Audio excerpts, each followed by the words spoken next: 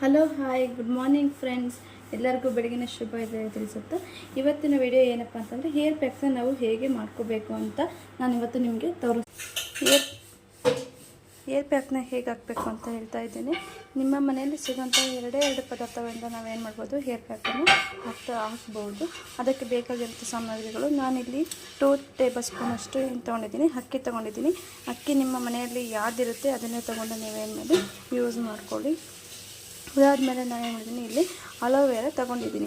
ಈ ಅಲೋವೆರಾನ ಏನು ಮಾಡಿ ನೀವು ಒಂದು ಪೀಸ್ ಆದರೆ ಸಾಕು. ಒಂದು ಸತಿ ನೀವು ಅಲೋವೆರಾ ತೊಗೊಂಬಂದ್ರಿ ಅಂತಂದರೆ ನೀವು ಅದನ್ನು ಒಂದು 3-4 ಟೈಮು ಏನು ಮಾಡ್ಬೋದು, ಯೂಸ್ ಮಾಡ್ಬೋದು.